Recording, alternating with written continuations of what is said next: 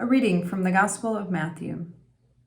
Jesus came to his hometown and began to teach the people in their synagogue, so that they were astounded and said, "Where did this man get this wisdom and these deeds of power? Is this the carpenter's son? Is not his mother called Mary? And are not his brothers James and Joseph and Simon and Judas? Are not all his sisters with us? Where then did this man get all of this?" And they took offense at him.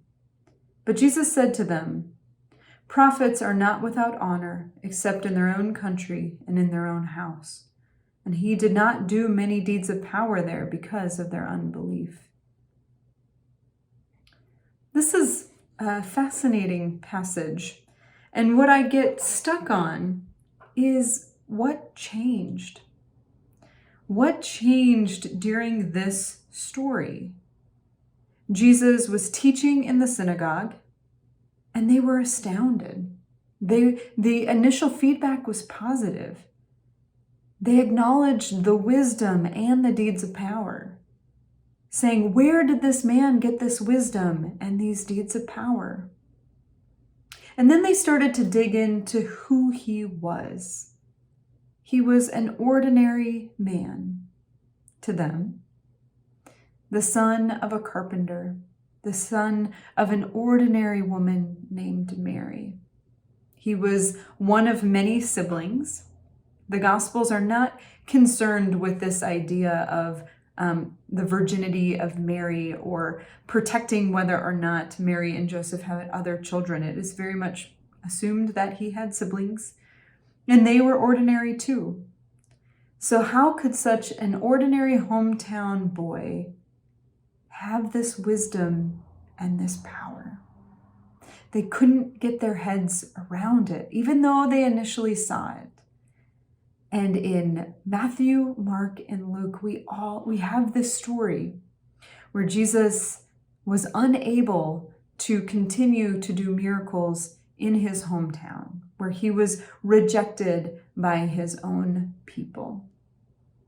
What I think is powerful, though, in this message is despite whatever the reason it changed, and we just don't know, it's not included in any of the text on why the people who were listening to Jesus moved from being astounded to being enraged.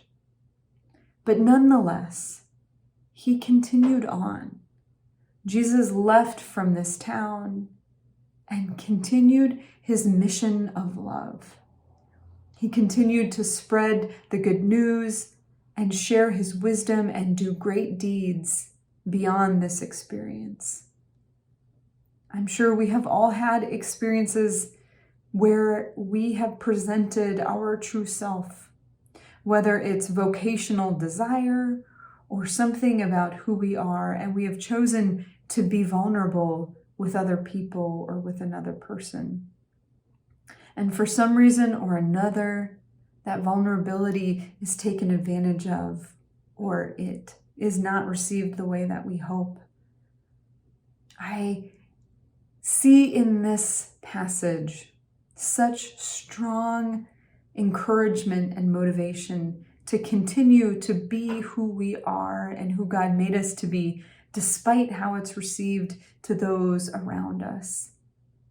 If we are called by God to something, we must continue to do that, no matter how it is received by those around us. I hope today, in anything that you may be struggling with, that you find courage and encouragement in Jesus' response to his own rejection by his own people. He continues. He continues from town to town. He continues to share his message of love despite that rejection. We can too. Amen.